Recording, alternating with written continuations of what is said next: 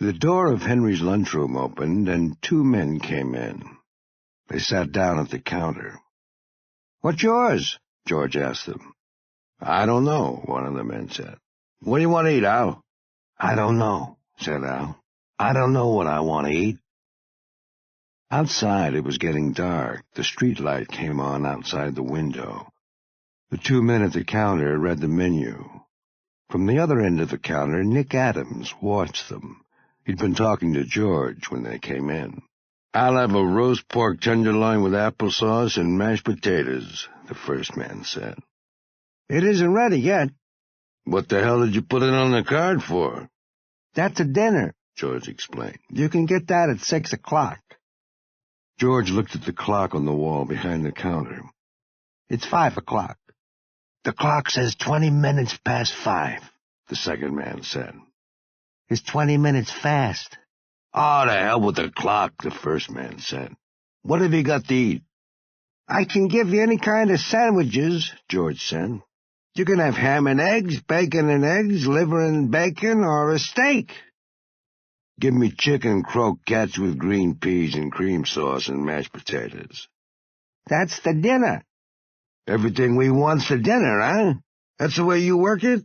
"I can give you ham and eggs, bacon and eggs, liver—" "I'll take ham and eggs," the man called Al said. He wore a derby hat and a black overcoat buttoned across the chest. His face was small and white, and he had tight lips. He wore a silk muffler and gloves. "Give me bacon and eggs," said the other man. He was about the same size as Al. Their faces were different, but they were dressed like twins. Both wore overcoats too tight for them. They sat leaning forward, their elbows on the counter. "Got anything to drink?" Al asked. "Silver beer, beefo, ginger ale," George said. "I mean, you got anything to drink?" "Just as I said." "This is a hot town," said the other. "What do they call it?" "Summit." "Ever hear of it?" Al asked his friend. "No," said the friend. "What do you do here nights?" Al asked. "They eat the dinner," his friend said. "They all come here and eat the big dinner." "That's right," George said. "So you think that's right?" Al asked George. "Sure." "You're a pretty bright boy, aren't you?" "Sure," said George. "Well, you're not," said the other little man. "Is he, Al?" "He's dumb," said Al. He turned to Nick. "What's your name?" "Adams." "Another bright boy," Al said. "Ain't he a bright boy, Max?" "Town's full of bright boys," Max said. George put the two platters, one of ham and eggs, the other of bacon and eggs, on the counter. He set down two side dishes of fried potatoes and closed the wicket into the kitchen. "Which is yours?" he asked Al. "Don't you remember?" "Ham and eggs?" "Just a bright boy," Max said. He leaned forward and took the ham and eggs. Both men ate with their gloves on. George watched them eat. "What are you looking at?" Max looked at George. "Nothing." "The hell you were. You were looking at me." "Maybe the boy meant it for a joke, Max," Al said. George laughed. "You don't have to laugh," Max said to him. "You don't have to laugh at all, see?" "All right," said George. "Oh, he thinks it's all right." Max turned to Al. "He thinks it's all right. That's a good one." "Oh, he's a thinker," Al said. They went on eating. "What's the bright boy's name down the counter?" Al asked Max. "Hey, bright boy," Max said to Nick. "You go round on the other side of the counter with your boyfriend." "What's the idea?" Nick asked. "There isn't any idea." "You better go around, bright boy," Al said. Nick went around behind the counter. "What's the idea?" George asked. "None of your damn business," Al said. "Who's out in the kitchen?" "The nigger." "What do you mean, the nigger?" "The nigger that cooks." "Tell him to come in." "What's the idea?" "Tell him to come in." "Where do you think you are?" "We know damn well where we are," the man called Mac said. "Do we look silly?" "You talk silly," Al said to him. "What the hell do you argue with this kid for? Listen," he said to George, "tell the nigger to come out here." "What are you going to do to him?" "Nothing. Use your head, bright boy. What would we do to a nigger?" George opened the slit that opened back into the kitchen. "Sam," he called, "come in here a minute." The door to the kitchen opened and the nigger came in. "What was it?" he asked. The two men at the counter took a look at him. "All right, nigger, you stand right there," Al said. Sam, the nigger standing in his apron, looked at the two men sitting at the counter. "Yes, sir," he said. Al got down from his stool. "I'm going back to the kitchen with the nigger and bright boy," he said. "Go on back to the kitchen, nigger. You go with him, bright boy." The little man walked after Nick and Sam, the cook, back into the kitchen. The door shut after them. The man called Mac sat at the counter opposite George. He didn't look at George, but looked in the mirror that ran along back of the counter. Henry's had been made over from a saloon into a lunch counter. "Well, bright boy," Mac said, looking into the mirror, "why don't you say something?" "What's it all about?" "Hey, Al," Max called. "Bright boy wants to know what it's all about." "Why don't you tell him?" Al's voice came from the kitchen. "What do you think it's all about?" "I don't know." "What do you think?" Max looked into the mirror all the time he was talking. "I wouldn't say." "Hey, Al, Bright Boy says he wouldn't say what he thinks it's all about." "I can hear you all right," Al said from the kitchen. He had propped open the slit the dishes passed through into the kitchen with a ketchup bottle. "Listen, Bright Boy," he said from the kitchen to George. "Stand a little further along the bar. You move a little to the left, Max." He was like a photographer arranging for a group picture. "Talk to me, Bright Boy," Max said. "What do you think's going to happen?" George did not say anything. "I'll tell you," Max said. "We're going to kill a Swede." "You know a big Swede named Ole Anderson?" "Yes." "He comes here to eat every night, don't he?" "Sometimes he comes here." "He comes here at 6 o'clock, don't he?" "If he comes." "We know all that, Bright Boy," Max said. "Talk about something else. Ever go to the movies?" "Once in a while." "You ought to go to the movies more. The movies are fine for a bright boy like you." "What are you going to kill Ole Anderson for? What did he ever do to you?" "He never had a chance to do anything to us. He never even seen us." "And he's only going to see us once," Al said from the kitchen. "What are you going to kill him for, then?" George asked. "We're killing him for a friend. Just to oblige a friend, Bright Boy." "Shut up," said Al from the kitchen. "You talk too goddamn much." "Well, I gotta keep Bright Boy amused, don't I, Bright Boy?" "You talk too damn much," Al said. "The nigger and my Bright Boy are amused by themselves. I got them tied up like a couple of girlfriends in the convent." "I suppose you were in a convent?" "You never know." "You were in a kosher convent, that's where you were." George looked up at the clock. "If anybody comes in, you tell them the cook is off, and if they keep after it, you tell them you'll go back and cook yourself. Do you get that, Bright Boy?" "All right," George said. "What are you going to do with us afterward?" "That'll depend," Max said. "That's one of those things you never know at the time." George looked up at the clock. It was 6:15. The door from the street opened. A streetcar motorman came in. "Hello, George," he said. "Can I get supper?"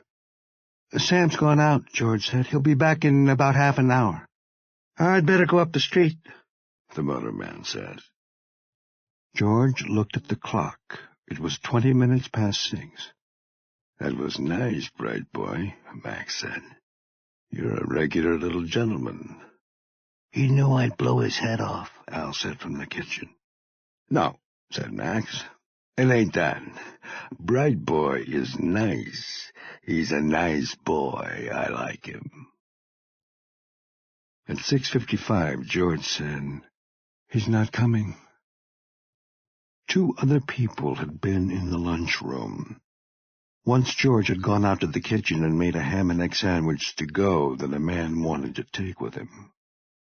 Inside the kitchen he saw Al, his derby hat tipped back, sitting on a stool beside the wicket with the muzzle of a sawed-off shotgun resting on the ledge.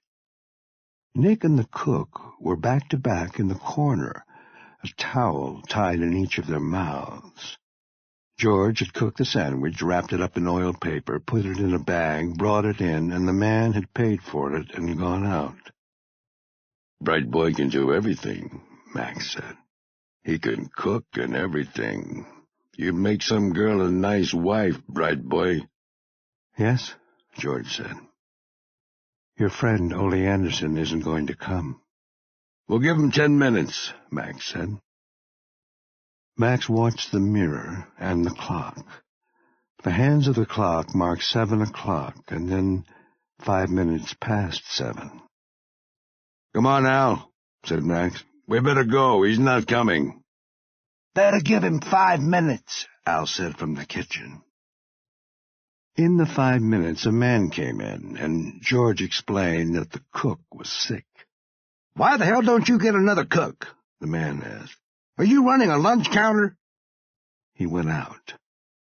Come on, Al, Max said. What about the 2 bright boys and the nigger?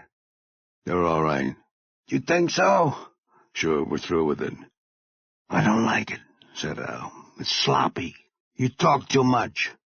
Oh, what the hell, said Max. We gotta keep amused, haven't we? You talk too much all the same, Al said. He came out from the kitchen. The cut-off barrels of the shotgun made a slight bulge under the waist of his too tight-fitting overcoat. He straightened his coat with his gloved hands. So long, bright boy, he said to George. You got a lot of luck. That's the truth, Max said. You ought to play the races, bright boy. The 2 of them went out the door. George watched them through the window pass under the arc light and cross the street. In their tight overcoats and derby hats, they looked like a vaudeville team. George went back through the swinging door into the kitchen and untied Nick and the cook. I don't want any more of that, said Sam the cook. I don't want any more of that. Nick stood up. He had never had a towel in his mouth before.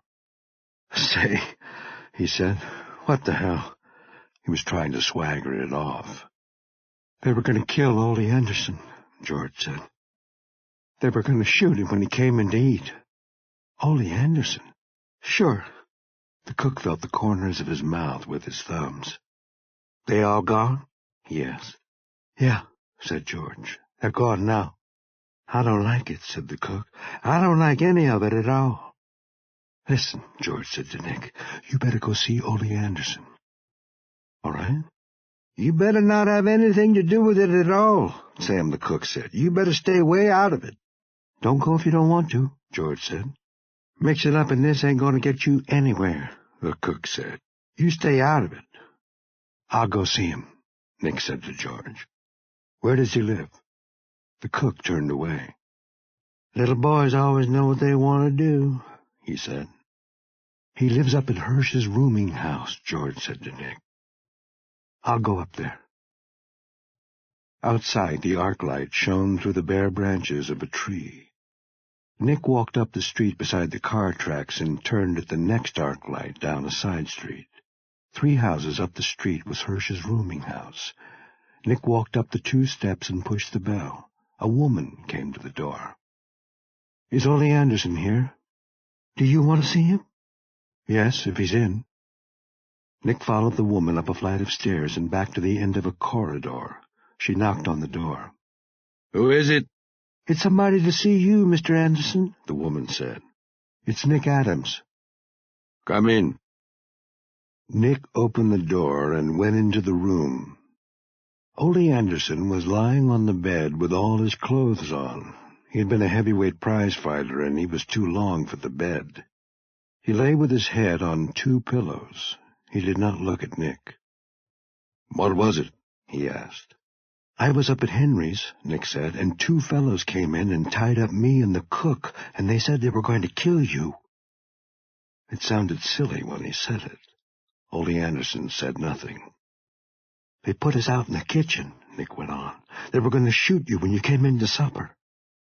Ole Anderson looked at the wall and did not say anything. "George thought I had better come and tell you about it." "There isn't anything I can do about it," Ole Anderson said. "I'll tell you what they were like." "I don't want to know what they were like," Ole Anderson said. He looked at the wall. "Thanks for coming to tell me about it." "That's all right." Nick looked at the big man lying on the bed. "Don't you want me to go and see the police?" "No," Ole Anderson said. "That wouldn't do any good." "Isn't there something I could do?" "No, there ain't anything to do." "Maybe it was just a bluff." "No, it ain't just a bluff." Ole Anderson rolled over toward the wall. "The only thing is," he said, talking toward the wall, "I just can't make up my mind to go out. I've been in here all day." "Couldn't you get out of town?" "No," Ole Anderson said. "I'm through with all that running around." He looked at the wall. "There ain't anything to do now." "Couldn't you fix it up some way?" "No, I got in wrong." He talked in the same flat voice. "There ain't anything to do. After a while I'll make up my mind to go out." "I better go back and see George," Nick said. "So long," said Ole Anderson. He did not look toward Nick. "Thanks for coming around." Nick went out. As he shut the door, he saw Ole Anderson with all his clothes on, lying on the bed looking at the wall. "He's been in his room all day," the landlady said downstairs. "I guess he don't feel well. I said to him, 'Mr. Anderson, you ought to go out and take a walk on a nice fall day like this,' but he didn't feel like it." "He doesn't want to go out." "I'm sorry he don't feel well," the woman said. "He's an awfully nice man. He was in the ring, you know." "I know it." "You'd never know it except from the way his face is," the woman said. They stood talking just inside the street door. "He's just as gentle." "Well, good night, Mrs. Hirsch," Nick said. "I'm not Mrs. Hirsch," the woman said. "She owns the place. I just look after it for her. I'm Mrs. Bell." "Well, good night, Mrs. Bell," Nick said. "Good night," the woman said. Nick walked up the dark street to the corner under the arc light, and then along the car tracks to Henry's eating house. George was inside, back of the counter. "Did you see Ole?" "Yes," said Nick. "He's in his room, and he won't go out." The cook opened the door from the kitchen when he heard Nick's voice. "I don't even listen to it," he said, and shut the door. "Did you tell him about it?" George asked. "Sure, I told him, but he knows what it's all about." "What's he going to do?" "Nothing." "They'll kill him." "I guess they will." "He must have got mixed up in something in Chicago." "I guess so," said Nick. "It's a hell of a thing." "It's an awful thing," Nick said. They did not say anything. George reached down for a towel and wiped the counter. "I wonder what he did," Nick said. "Double-crossed somebody. That's what they killed him for." "I'm going to get out of this town," Nick said. "Yes," said George. "That's a good thing to do." "I can't stand to think about him, waiting in the room and knowing he's going to get it. It's too damned awful." "Well," said George, "you better not think about it."